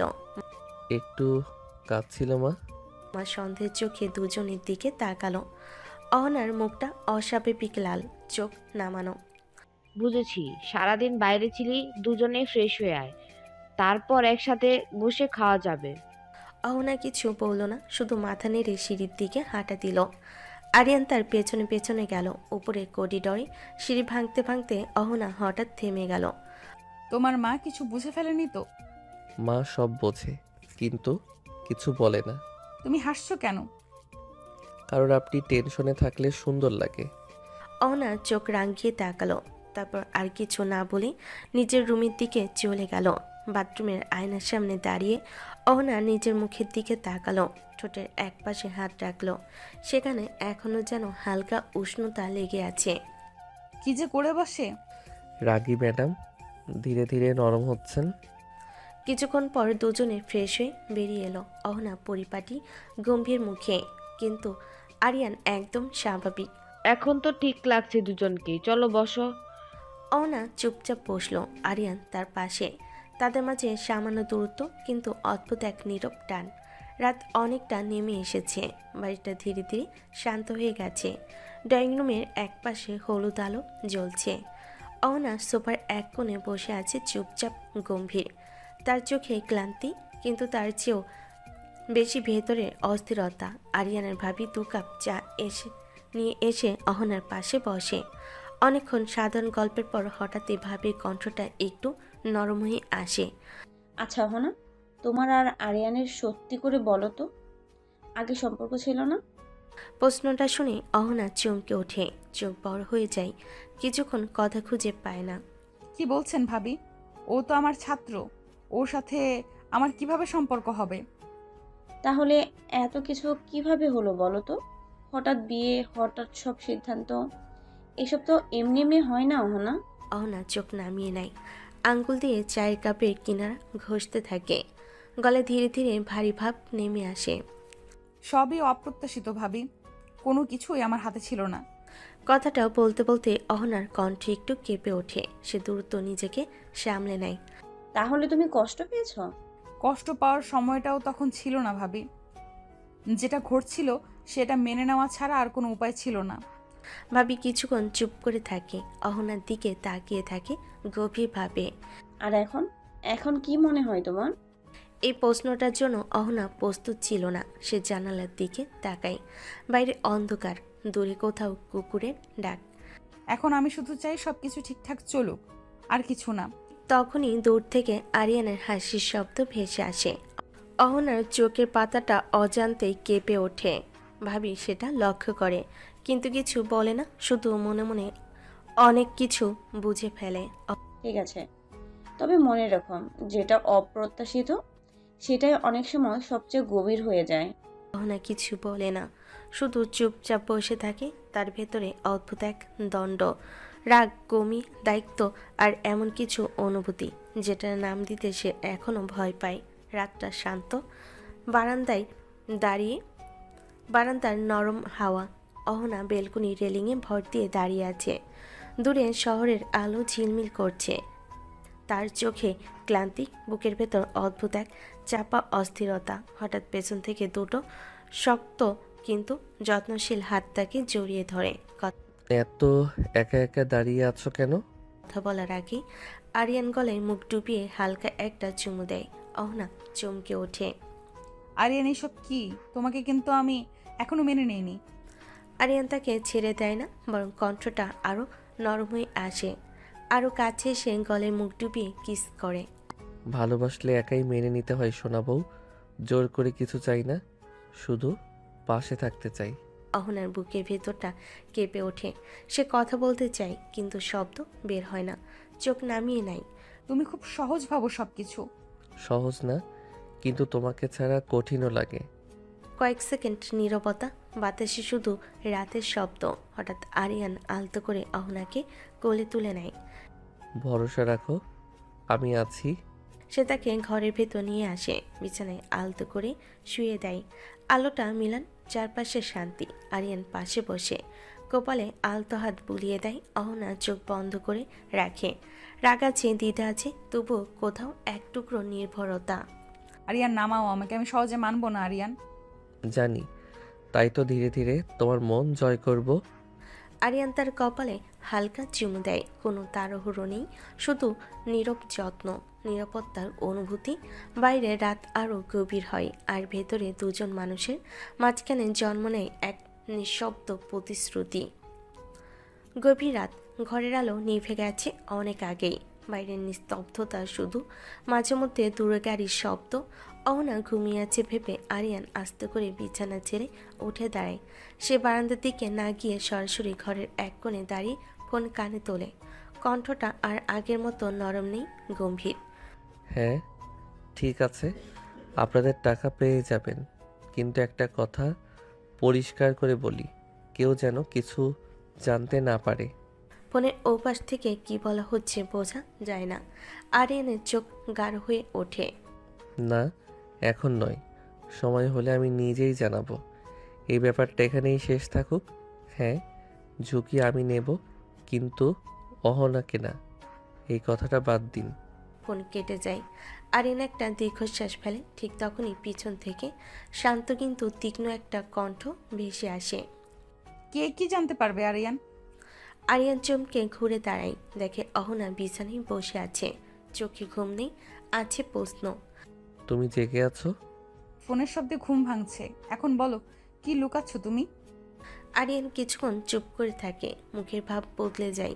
সে ধীরে এগিয়ে এসে অহনার সামনে বসে। কিছু না, অযথা চিন্তা করো না। অযথা হলে রাতের বেলা এমন কথা বলতে হয় না। টাকা কেউ যেন না জানে। এসব কি আরিয়ান? কিছু ব্যাপার আছে যেগুলো এখন বললে ঠিক হবে না। আমি কি সেই কেউ যাকে কিছু না জানালেই ভালো? না, তুমি কেউ না, তুমি তুমি আমার সবচেয়ে আপন। তাহলে আমার চোখের দিকে তাকিয়ে বলো, এই টাকা, এই ফোন, এই গোপন কথা সবই কি সাধারণ? বিশ্বাস করো আমাকে, সময় এলে সব জানতে পারবে। আমি বিশ্বাস করতে চাই আরিয়ান, কিন্তু অন্ধ হয়ে না। দুজনের মাঝখানে নেমে আসে ভারী নীরবতা। বাইরে রাত আরও গভীর হয়। সে নীরবতার মাঝেই অহনার মনে প্রথমবার স্পষ্ট হয়, আরিয়ান শুধু একজন ছাত্র বা স্বামী নয়, তার জীবনের সঙ্গে জড়িয়ে আছে এমন এক রহস্য, যার ছায়া হয়তো খুব শীঘ্রই সব কিছু ঢেকে দেবে। ভোরের আলো ধীরে ধীরে ঘরে ঢুকছে। রাতের ভারী নীরবতা কেটে গিয়ে সকালের হালকা শব্দে বাড়িটা জেগে উঠছে। বিছানার একপাশে অহনা বসে আছে, চোখে ঘুম কম, ভাবনা বেশি। আরিয়ান পাশ ফিরে তাকায়। এত ভোরে উঠে গেলে কেন? ঘুম আসছিল না। আমার জন্য? অহেতুক কথা বলো না, ওঠো, নাস্তা করবে না? আজ একসাথে ভার্সিটিতে যাব। সবাই দেখবে। দেখুক, আমরা তো একসাথেই যাচ্ছি, আলাদা কিছু করছি না। ঠিক আছে, তবে বাড়াবাড়ি না। ম্যাডামের আদেশ মাথায়। কিছুক্ষণ পর ডাইনিং টেবিলে দুজন পাশাপাশি বসে। টেবিলে রুটি, ডিম ভাজি আর চা। আরিয়ানের মা হাসি মুখে বলে, আজ দুজন একসাথে যাচ্ছ? হ্যাঁ মা। ভালো, খেয়ে নে মা, খেয়ে নে ভালো করে। চা ভালো হয়েছে মা। তুমি পছন্দ করো জেনেই বানিয়েছি। বেশি তাড়াহুড়ো করো না, সময় আছে। তুমি খাও, আমার ক্লাস আছে। এটা নাও। এসব ছাত্রসুলভ কাণ্ড ক্লাসে করবে না। ক্লাসে ম্যাডাম, বাইরে বউ, দুইটাই মানতে হবে। চুপ। আরিয়ান হেসে যায়। নাস্তা শেষ করে দুজনে একসাথে বের হয়। সকালের বাতাসে শহরটা অন্যরকম লাগে। আরিয়ান বাইকের চাবি ঘোরায়। উঠুন। ধীরে চালাবে। কথা দিচ্ছি। অহনা পেছনে বসে। দুজনের মাঝে সামান্য দূরত্ব, তবু অদ্ভুত এক কাছাকাছি অনুভূতি। বাইক চলতে শুরু করে। রাস্তার ভিড়, সকালের কোলাহল, আর দুজনের মাঝখানে জমে থাকা না বলা কথা। অহনা সামনে তাকিয়ে থাকে। আরিয়ান আয়নায় একবার তার চোখের দিকে তাকায়। আজ দিনটা ভালো যাবে। ভার্সিটির গেটের কাছে আসে। দিনের শুরু হলেও এই শুরুতেই দুজন জানে সামনে আরও অনেক কথা, অনেক প্রশ্ন অপেক্ষা করছে। ভার্সিটির গেটের সামনে বাইক থামে। সকালবেলার ব্যস্ততা, ছাত্রছাত্রীদের কোলাহল। অহনা নামার সময় স্বাভাবিক থাকে, যেন কিছুই হয়নি। আরিয়ানও গম্ভীর মুখে হেলমেট খুলে রাখে। ঠিক তখনই আরিয়ানের 2-3 জন বন্ধু সামনে এসে দাঁড়ায়, চোখে স্পষ্ট কৌতূহল। এই রে, কি ব্যাপার রে, ম্যাডামের সাথে আসলি কেন? প্রশ্নটা হঠাৎ। আরিয়ান 1 সেকেন্ডের জন্য অহনার দিকে তাকায়। অহনা চুপচাপ সামনে তাকিয়ে থাকে, কোনো প্রতিক্রিয়া দেখে না। তেমন কিছু না, রাস্তায় দেখা হলো তাই লিফট দিলাম। শুধু লিফ? তুই তো আগে কখনো এমন করিস নাই। আজ মনটা ভালো ছিল। বন্ধুরা একে অপরের দিকে তাকায়, কেউ পুরোপুরি বিশ্বাস করে না, আবার কিছু বলার সাহসও পায় না। ম্যাডাম তো খুব স্ট্রিক্ট মানুষ, তোর লিভ নেওয়াটাই অবাক করার মতো। কোনো সমস্যা আছে? না না ম্যাডাম, এমনি এমনি বলছিলাম। আরিয়ান, ক্লাসে দেরি করো না। জি ম্যাডাম। কিরে, কিছু একটা তো আছে, ম্যাডাম এভাবে ডাকলো। বেশি ভাবিস না, সব কিছুর সময় আছে। ঠিক আছে বাবা, রহস্য মানব একদিন বলবি, জানি। আরিয়ান আর কিছু বলে না, শুধু দূরে হেঁটে যাওয়া অহনার দিকে একবার তাকায়। চোখে নরমতা, কিন্তু মুখে কোনো ভাব নেই। বন্ধুরা হাসাহাসি করতে করতে ক্লাসের দিকে চলে যায়। আরিয়ান একটু পিছনে দাঁড়িয়ে থাকে। তার মনে একটাই কথা ঘুরে, আজকে সে সামলে গেছে, কিন্তু কতদিন আর এভাবে সব ঢেকে রাখা যাবে? ক্লাস চলাকালীন সময়ে ভার্সিটির পেছনের দিকটা তুলনামূলক নিরিবিলি। গাছের ছায়া, পুরনো বিল্ডিং, আর মাঝে মাঝে 2-1 জনের যাতায়াত। আরিয়ান সেখানে এসে দাঁড়ায়। একটু পর 2টা লোক সামনে এসে দাঁড়ায়। দুজনের মুখে সেই চেনা কঠিন ভাব, যেটা অহনা কোনোদিন ভুলতে পারেনি। ক্লাসরুমে দাঁড়িয়ে অহনা বোর্ডে লিখছিল। হঠাৎ জানালার বাইরে চোখ পড়তে তার কলম থেমে যায়। এরা? বুকের ভেতর কেঁপে ওঠে তার। এই 2জন লোক ঠিক এদেরই সে দেখেছিল সেই দিনে, যেদিন তাকে জোর করে ধরে এনে বিয়ের আসরে বসানো হয়েছিল। অহনা জানালার আড়ালে দাঁড়িয়ে তাকিয়ে থাকে। বলেছিলেন আজই দেখা করতে। হ্যাঁ করব, বলছি তো, ভুলিনি। আপনাদের টাকা পেয়ে যাবেন। তাহলে আমরা কোথায় থাকবো? রেস্টুরেন্টে গিয়ে অপেক্ষা করবেন, আমি লোক পাঠিয়ে দেব। আর ওই দিনের কথা? এই কথাটা কেউ কোনো দিন জানতে পারবে না, বিশেষ করে অহনা। কথাটা বলার সময় আরিয়ানের কণ্ঠে এমন এক দৃঢ়তা যা লোক দুটোকে চুপ করিয়ে দেয়। বুঝেছি, আমরা কিছু বলবো না। না বললেই ভালো, এখন যান। লোক দুটো সরে যায়। আরিয়ান একা দাঁড়িয়ে থাকে। গভীর একটা নিঃশ্বাস নেই, যেন বুকের ভেতর জমে থাকা ভারী কিছু চেপে রাখছে। ক্লাসরুমে অহনার হাত কাঁপছে। সে বোর্ডে লেখা থামিয়ে দেয়। এরা কেন এখানে? আরিয়ান কি লুকাচ্ছে আমার কাছ থেকে?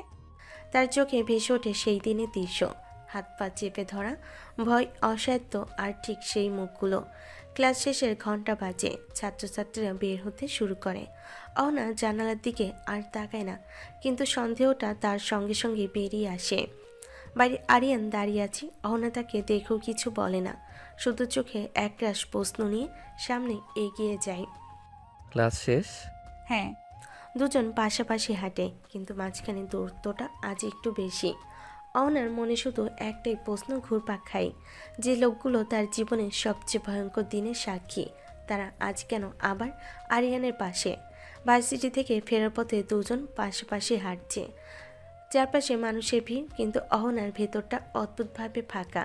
সে বারবার আরিয়ানের মুখের দিকে তাকাতে চায়, আবার তাকায় না। কিছুক্ষণ নীরব থাকার পর হঠাৎ অহনা থেমে যায়। আরিয়ান, একটা কথা জিজ্ঞেস করি?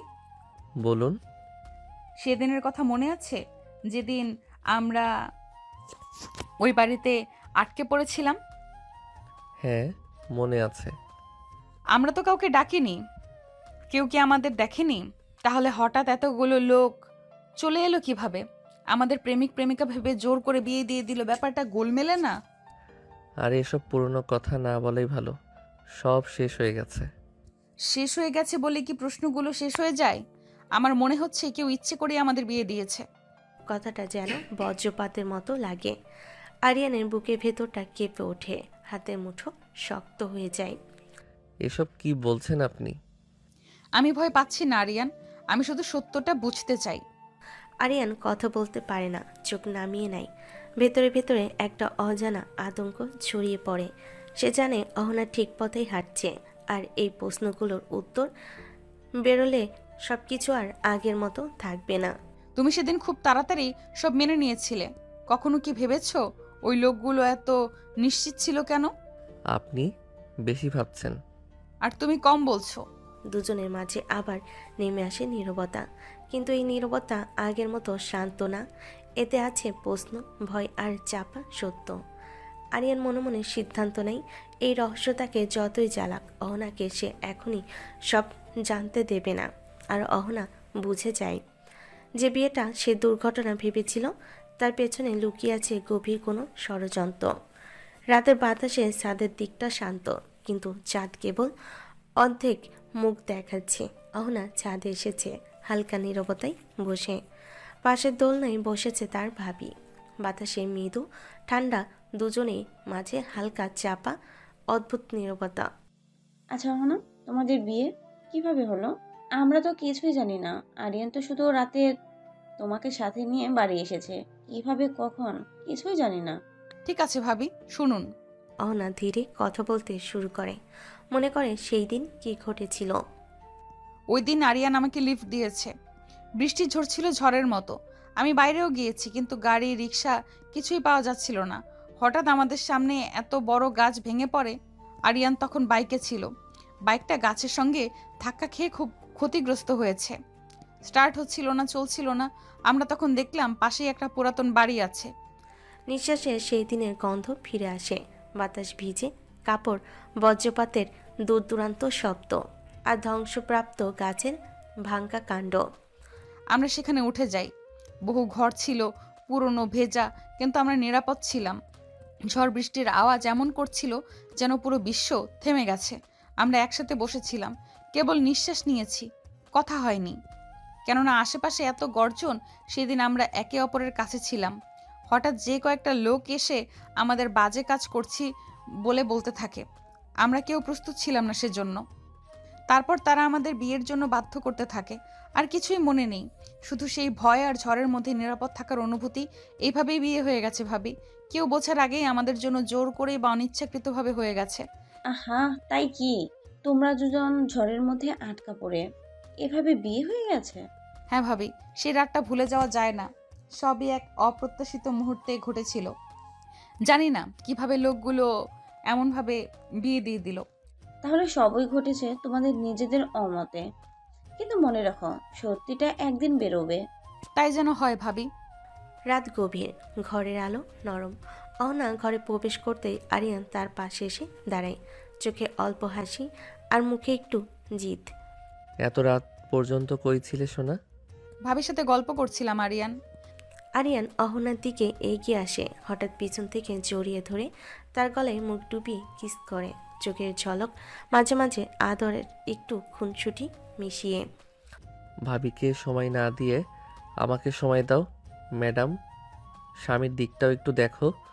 যে স্বামী মানি না তার দিকে কি দেখব?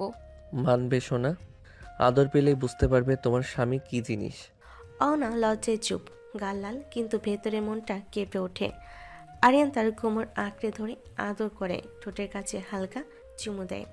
আরিয়ান, কেউ দেখলে? না, দেখবে না। তুমি আমার, শুধু আমার। ঘরের চারপাশে নীরবতা, শুধু তাদের দুজনের হালকা ফিসফিস। রাত নীরব, চাঁদের আলো ভেজা ঘর। অহনা জানালার পাশে দাঁড়িয়ে আছেন। আরিয়ান ধীরে ধীরে অহনার পাশে এসে বলে, আজ আদর করতে দাও সোনা, আর পারছি না। অহনা চুপ, কোনো উত্তর দেয়নি। আরিয়ান হালকা হাসি দিয়ে অহনার হাতে হাত রাখে, নরমভাবে তাকে কোলে তুলে নিয়ে বিছানায় বসিয়ে দেয়। আরিয়ান গলায় মুখ ডুবিয়ে কিস করতে করতে বলে, তোমাকে আদর না করে থাকতে পারছি না সোনা। অহনার রাগ আর লজ্জা মিলেমিশে যেন হালকা হাসি হয়ে গিয়েছে। আরিয়ান ধীরে ধীরে তার শাড়ি হালকা সরিয়ে ভালোবাসার চুমু দিয়ে বুকে মুখ ডুবিয়ে আদর করতে থাকে। রাতের নিঃশব্দ ঘরে শুধু দুজনের নিঃশ্বাস আর হালকা হাসি ভেসে ওঠে। অহনা চোখ বন্ধ করে আরিয়ানের কাছে কিছুটা আত্মসমর্পণ করে, মনে মনে আবেগ আর উচ্ছ্বাসের মিশ্রণ। আরিয়ান প্লিজ থামো। আজ বারণ করো না সোনা, তোমাকে আদরে মরিয়ে দিতে চাই। সেই রাতের অদ্ভুত ঘনিষ্ঠতা, আদর আর নরম চুম্বনের মুহূর্তে দুজনের হৃদয় আরও কাছাকাছি চলে আসে। বাইরের নীরবতা তাদের জন্য এক উষ্ণ ও রোমান্টিক আশ্রয় হয়ে ওঠে। ঘরটা নীরব, শুধু বাইরের হালকা হাওয়ার শব্দ। অনা বিছানায় শুয়ে ব্যথায় ছটফট করছে। আর না আরিয়ান, এবার থামো প্লিজ। এইটুকু আদর সামলাতে পারছো না সোনা? প্রতিদিন আদর করলে তো তোমাকে খুঁজেই পাওয়া যাবে না। অহনা রেগে আগুন হয়ে তাকালো, হাত দিয়ে ধাক্কা দিতে চাইলো। আরিয়ান তাকে কাছে টেনে নিল। ম্যাডামের সাথে কিভাবে কথা বলতে হয় জানো না? আরিয়ান গলায় মুখ ডুবিয়ে কিস করে, উন্মুক্ত বুকে নাক ঘষে বারবার। অহনা বারবার কেঁপে ওঠে। আরিয়ান দুষ্টামি করে বলে, বউয়ের সাথে কিভাবে কথা বলতে হয় জানি, আর কিভাবে আদর করতে হয় তাও জানি। অসভ্য। আরিয়ান হালকা হেসে হালকা আলোতে ধীরে ধীরে আদর করতে লাগলো। অহনার লাজ আর রাগ মিশে এক অদ্ভুত কোমলতা তৈরি হলো। গভীর রাতের সেই মুহূর্তে ঝগড়া আর প্রেমের মিশ্রণে দুজনের হৃদয় আরও কাছে চলে আসে। অহনা স্বীকার করতে চায়নি, কিন্তু ভিতরে ভিতরে সে আনন্দিত। আরিয়ান বুঝতে পারছে এই রেগে থাকা অহনার মধ্যে যত্ন আর ভালোবাসার স্পন্দন কত গভীর। রোদ হালকা করে উঠেছে, ঘরটা ঘুম ভরা, নীরবতায় ভরা। আরিয়ান উঠে দাঁড়ালো অহনার পাশে, চোখে লালচে আলো মিশে আছে। ওঠো যান, অনেক বেলা হয়ে গেছে। না, আমি ক্লান্ত। আরিয়ান ধীরে ধীরে অহনার হাত ধরল, তার চোখে মৃদু উত্তেজনা। অহনা আরিয়ানের বুকে মুখ ঘষে বলে, ওঠো সোনা, ভার্সিটির সময় হয়ে যাবে। যাব না ম্যাডাম। বউ, একটু লজ্জা হলে ওঠো, না হলে সময় মিস হয়ে যাবে। অহনার চোখে অল্প রাগ আর লজ্জার চাপ, আর আরিয়ানের ধৈর্য আর আদর মিশে এক অদ্ভুত মায়া তৈরি হলো। সকালে ফ্রেশ হয়ে অহনা গোসল করে বের হলো, ভেজা চুল, চোখে হালকা ঘুমের ছাপ। আরিয়ান পাশ দিয়ে যাওয়ার সময় হঠাৎ পিছন থেকে জড়িয়ে ধরে বলল, অনেক সুন্দর লাগছে বউ। ম্যাডামের সাথে ফ্লার্ট করো? না, বউয়ের সঙ্গে রোম্যান্স করি। অহনার চোখে যে তার লাজের মিশ্রণ, আর আরিয়ানের চোখে মৃদু হাহাকার, ভালোবাসার আর অম্লান খুনসুটি। তোমার রোম্যান্স আর লজ্জা একসাথে সামলাতে পারবো কি জানি না। পারবে সোনা, আজকের দিনটা শুরু হবে আমার আর তোমার ছোট ছোট খুনসুটির সাথে। সকালের ঘরটা ভেসে উঠল লাজ আর খুনসুটির মিষ্টি গন্ধে। ঝগড়া না হলেও লাজ আর আদরের মধ্যে তারা ধীরে ধীরে একে অপরের কাছে আরও কাছে চলে এলো। সকাল হলে অহনা রান্নাঘরের দিকে হেঁটে চলে গেল। আরিয়ান পাশ দিয়ে গিয়ে আবারও হালকা জোরে হাত ধরে বলল, সোনা, নাস্তা করবে না? অহনা লজ্জা পেয়ে শুধু মাথা নিচু করলো, হালকা লাজে মুখ লাল। ভাবি পাশ থেকে ধাক্কা দিয়ে বলল, কি ব্যাপার অহনা, আজ বড় অনেক আদর করেছে বুঝি? তেমন কিছু না ভাবি।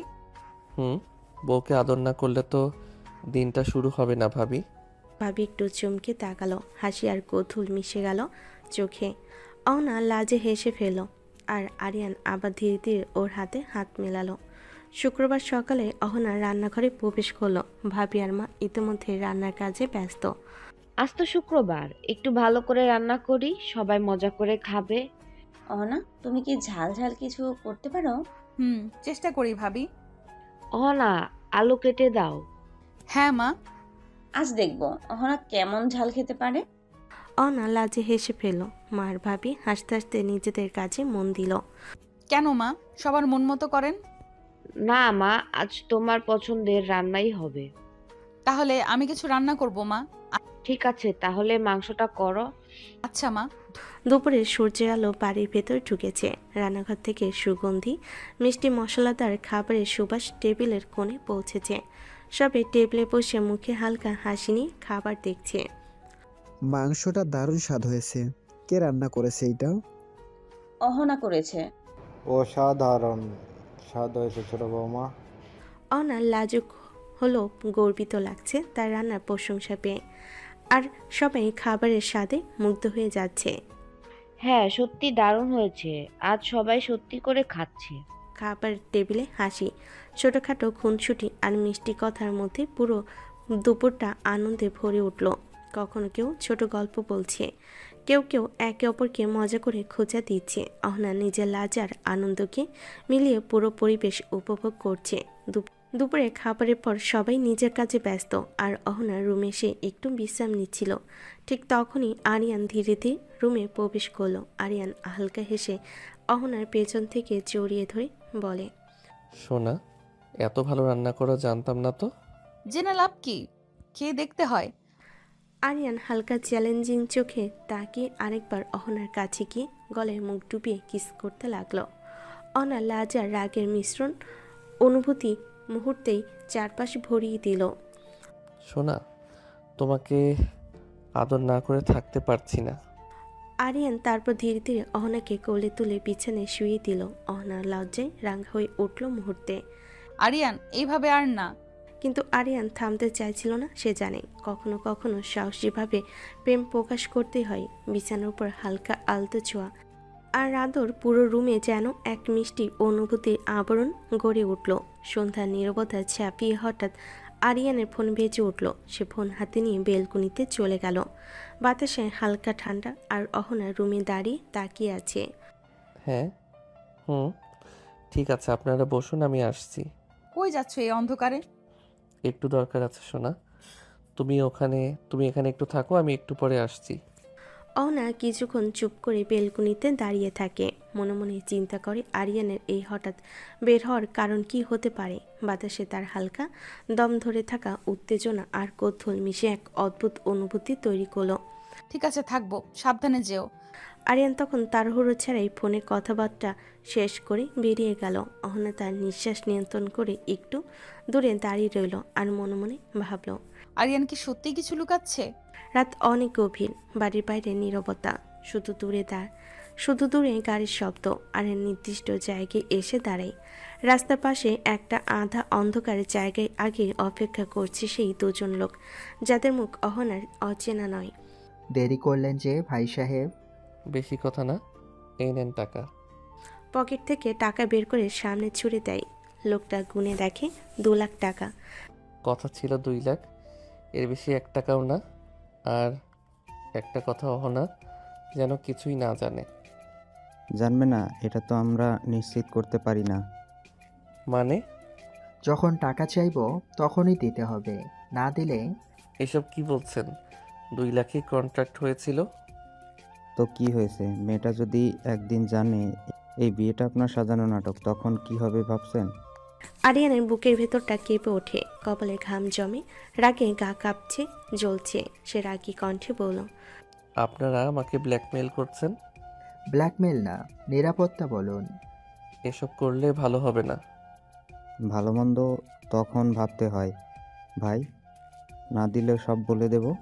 কথাটা যেন ছুরির মতো বিঁধে যায় আরিয়ানের বুকে। কিছুক্ষণ চুপ করে থাকে সে, তারপর শক্ত গলায় বলল, ঠিক আছে, কিন্তু মনে রাখবেন, অহনার দিকে এক চুলো আঘাত খেলে আমি চুপ থাকবো না।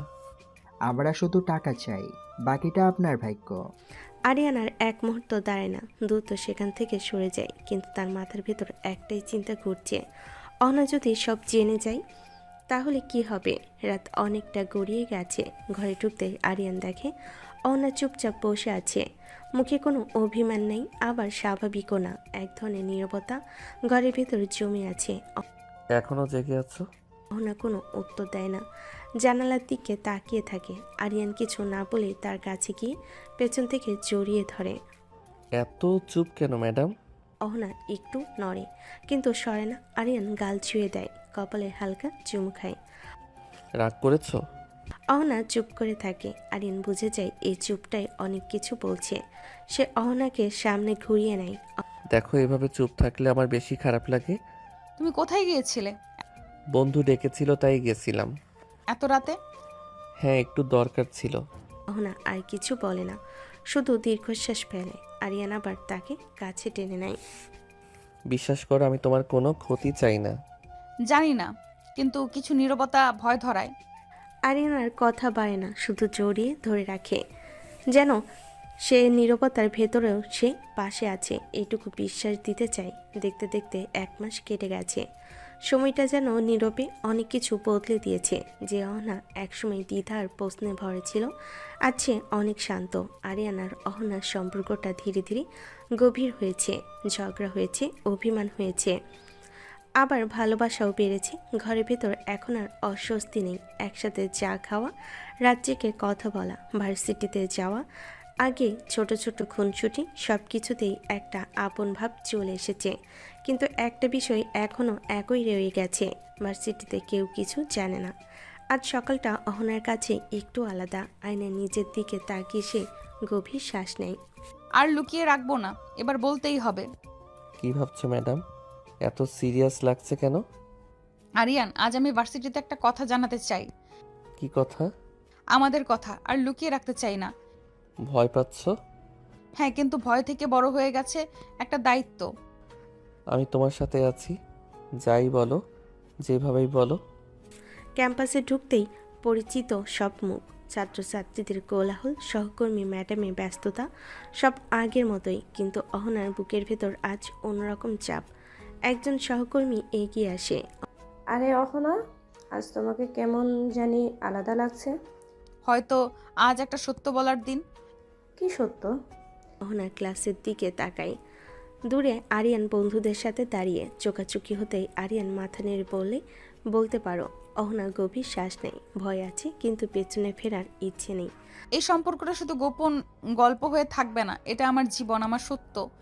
ভার্সিটির বড় হলরুমটা আজ অন্যরকম ব্যস্ত। শিক্ষক, শিক্ষিকা, স্টুডেন্ট সবাই উপস্থিত। অহনা সামনে দাঁড়িয়ে আছে, মুখে শান্ত ভাব, কিন্তু বুকের ভেতর ঝড়। এক মুহূর্তের জন্য সে চোখ বন্ধ করে গভীর শ্বাস নেয়। তারপর মাইকের সামনে এগিয়ে আসে। আপনারা সবাই জানেন আমি অবিবাহিত। হলরুমে হালকা গুঞ্জন ওঠে। সবে মনোযোগ দিয়ে তাকিয়ে আছে। কি বলতে চলেছে ম্যাডাম? সবাই শুনতে আগ্রহী।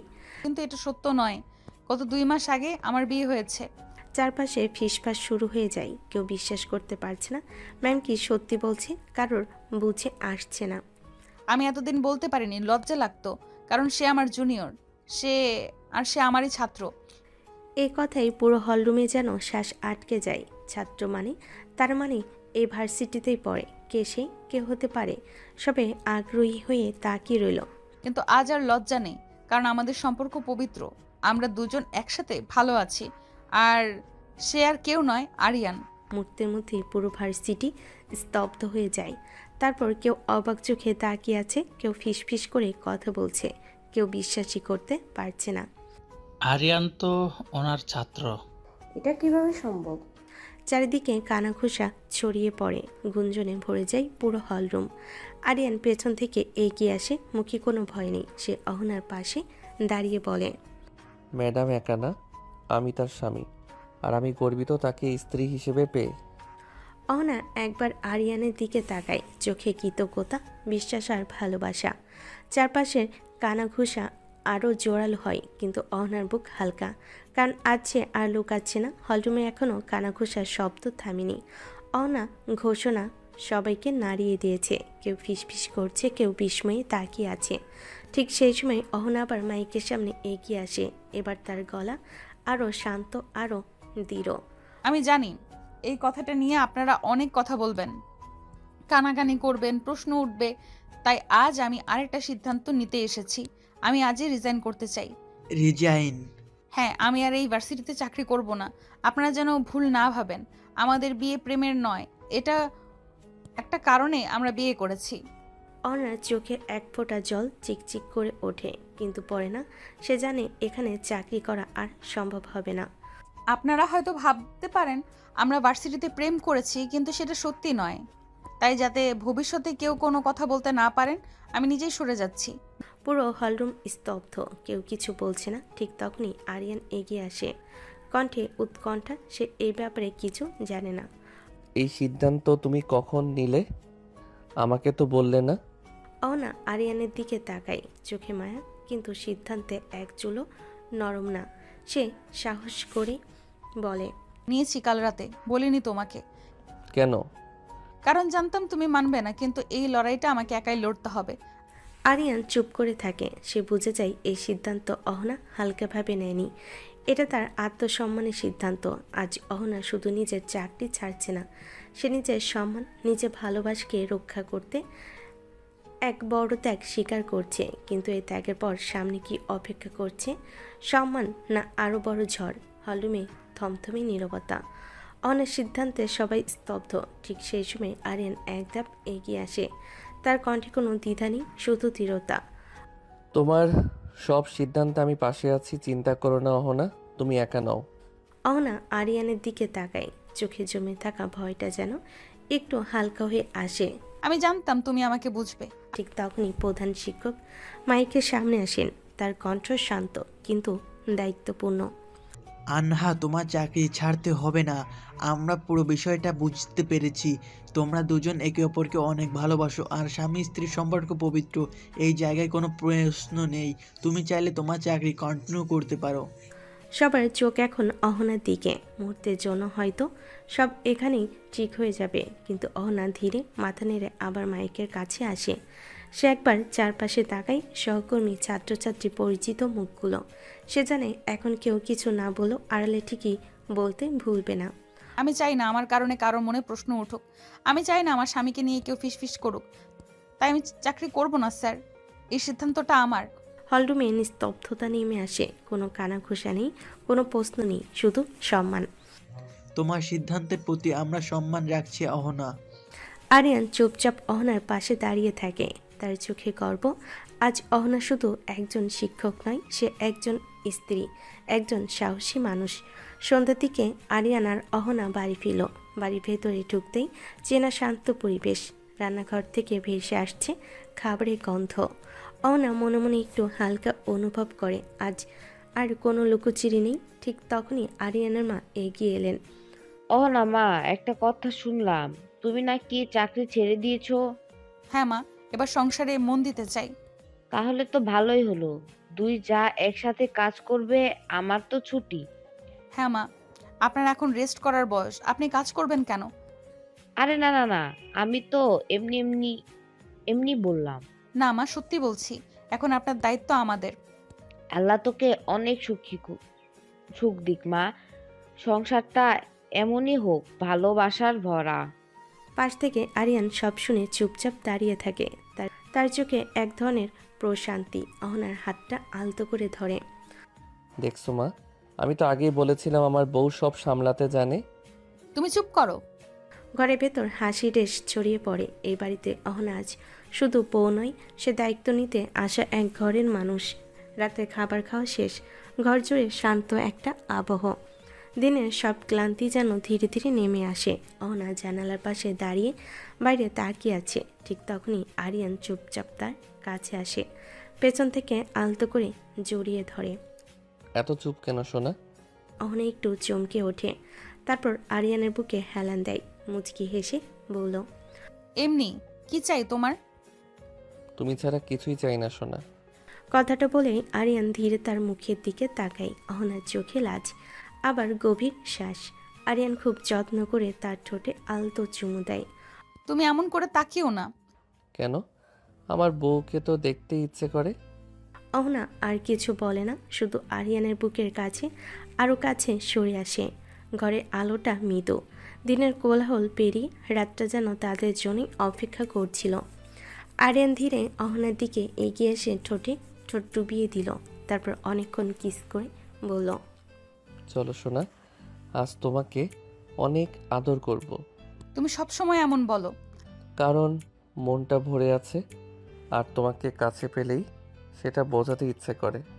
আরিয়ান অহনার হাতটা ধরে ধীরে ধীরে বিছানার দিকে নিয়ে যায়। কোনো তাড়াহুড়ো নেই, শুধু যত্ন, শুধু আপন অনুভূতি। অহনা তার পাশে বসে কাঁধে মাথা রাখে। আজ দিনটা অনেক ভারী ছিল। তাই তো, আজকে রাতটা হালকা হোক। দুজনই চুপ করে থাকে। শব্দের দরকার পড়ে না। বিশ্বাস আর ভালোবাসার উষ্ণতায় ঘরটা ভরে ওঠে। আরিয়ান ধীরে ধীরে আদর করতে লাগলো অহনাকে। অহনাও ভালোবেসে মেনে নিল আরিয়ানের সব আদর। গভীর রাত, ঘরের আলো নিভে গেছে অনেকক্ষণ আগেই। আরিয়ান আদরে ক্লান্তিতে অহনার পাশে গভীর ঘুমে ডুবে আছে। তার নিঃশ্বাস ধীরে চলছে, কিন্তু অহনার চোখে ঘুম নেই। বুকের ভেতর অদ্ভুত এক অস্থিরতা। ঠিক তখনই টুং। হঠাৎ আরিয়ানের ফোনে মেসেজের শব্দ। অহনা চমকে উঠে বসে। প্রথমে গুরুত্ব দিতে না চাইলেও চোখটা অনিচ্ছায় ফোনের দিকে চলে যায়। স্ক্রিনে ভেসে ওঠা লেখা পড়তে তার শরীরটা জমে যায়। আরও 1 লাখ টাকা দিন, না হলে আপনার স্ত্রীকে সব বলে দেব। আপনি প্ল্যান করে বিয়ে করেছেন, আমাদের টাকা দিয়ে ভাড়া করে এনে আপনাকে বিয়ে করতে বাধ্য করেছিলেন। অহনার চোখ বড় হয়ে যায়, হাত কাঁপতে থাকে। মনে হয় মাটির নিচ থেকে কেউ তাকে টেনে নামিয়ে দিচ্ছে। বুকের ভেতর ধাক্কা খেতে খেতে একটা কথাই ঘুরে ফিরে আসে, প্ল্যান করে বিয়ে। হঠাৎ সে আর নিজেকে সামলাতে পারে না। আরিয়ান, আরিয়ান ঘুম ভেঙে চমকে উঠে বসে। হঠাৎ ঘুম ভাঙায় সে বুঝতে পারে না কি হয়েছে। তারপর অহনাকে বসে তাকাতে দেখে জিজ্ঞেস করে। কি হয়েছে? কি হলো অহনা? অহনা কাপা হাতে ফোনটা তার দিকে এগিয়ে দেয়। চোখে ভয়, রাগ আর বিশ্বাস ভাঙার একসাথে বিস্ফোরণ। এটা এটা কি আরিয়ান? ওরা কি বলছে এসব? আরিয়ান স্ক্রিনের দিকে তাকিয়ে বুঝে যায় সব শেষ। মুখের রং বদলে যায়। কয়েক সেকেন্ড সে কোনো কথা বলতে পারে না। অহনা শোনো। শোনো, আমি তোমাকে বিশ্বাস করেছি, আমার জীবন সম্মান সব তোমার হাতে দিয়েছি, আর তুমি কি আমাকে প্ল্যান করে ফাঁসিয়েছো? না, আমি তোমাকে ভালোবাসি, এটা মিথ্যা না। ভালোবাসলে কি মানুষ ব্ল্যাকমেল করে? এই মানুষগুলো কারা আরিয়ান? ওরা কি জানে সব? ঘরের বাতাস ভারী হয়ে ওঠে। আরিয়ান চুপ করে দাঁড়িয়ে থাকে। তার নীরবতাই অহনার জন্য সবচেয়ে ভয়ঙ্কর উত্তর। তুমি কি জানো আজ আমি কি করেছি? সবার সামনে নিজের চাকরি ছেড়েছি তোমার জন্য, আর তুমি? আমি চাইনি তুমি এভাবে জানতে পারো। তাহলে কিভাবে জানতে পারতাম? আরো 1 লাখ দিয়ে নাকি আরেকটা মিথ্যা দিয়ে? ঘরে নিস্তব্ধতা নেমে আসে। বাইরে রাত যেমন গভীর, অহনার ভেতরে তেমন অন্ধকার নেমে আসছে। রাতের নিস্তব্ধতা বাতাসে ভেতরে ঢোকে ঘরে ধীরে ধীরে, কিন্তু ঘরের মধ্যে উত্তেজনা আর ভয় এখনও টিকে আছে। অহনা ফোনটা ধরে দাঁড়িয়ে, চোখে রাগ, বিশ্বাসঘাতকতা আর ব্যথা মিশে আছে। অহনা শোনো, কি করব আমি বলো। অহনা চুপ করে দাঁড়িয়ে শুধু তাকিয়ে আছে। আরিয়ান এক হাত বাড়ায়, যেন কিছুটা শান্ত করতে চায়। আমি তো তোমাকে অনেক ভালোবাসতাম, সত্যি বলছি। কিন্তু আমি দেখতাম ভালো যোগ্যতার মানুষকে তুমি পাত্তা দাও না। আমি তাই জোর করে বিয়ে করার সিদ্ধান্ত নেই। তুমি আমাকে ক্ষমা করো সোনা, আমি তোমাকে কষ্ট দিতে চাইনি। আমি শুধু তোমাকে নিজের করার জন্য করেছি এসব। ওনার চোখ বড় হয়ে যায়, বুক ধকধক করে। সে নিজের ক্ষোভ আর রাগকে সামলাতে চায়। তাই বলে এইভাবে আমার সম্মান নষ্ট করা যায়? তোমার ভালোবাসা আমার সম্মানের উপরে উঠে আসতে পারে না আরিয়ান। আরিয়ান কিছু বলতে পারে না, লজ্জায় চোখ নামিয়ে রাখে। সে জানে ভালোবাসা থাকলে সব মাপ করা যায় না, কিছু সীমা ছাড়িয়ে গেলে বিশ্বাসও ভাঙে। আমি বুঝি আমি ভুল করেছি, কিন্তু তুমি জানো আমার মন সবসময় শুধু তোমার জন্যই কাঁপছে। অহনার চোখে জল জমে আছে। রাগ আর ভালোবাসার মধ্যে এক অদ্ভুত দ্বন্দ্ব। সে ঘুমিয়ে পড়তে পারে না, মনে মনে ভাবছে কিভাবে আরিয়ানকে বিশ্বাস করবে আবার? ঘরের আলোটা নিভু নিভু, জানালা বাইরে গভীর রাত, কিন্তু ভেতরে দুটো হৃদয় জেগে আছে। অহনার চোখে এখনো অভিমান, আর আরিয়ানের চোখে ভয়, ভয় তাকে হারানোর। অহনা জান, সত্যি বলছি, শুধু তোমাকে পেতেই করেছি এসব প্ল্যান। আমি ভুল পথে গেছি মানছি, কিন্তু আমার ভালোবাসা মিথ্যে ছিল না। তুমি আমার হয়ে থাকো সারা জীবন, প্লিজ।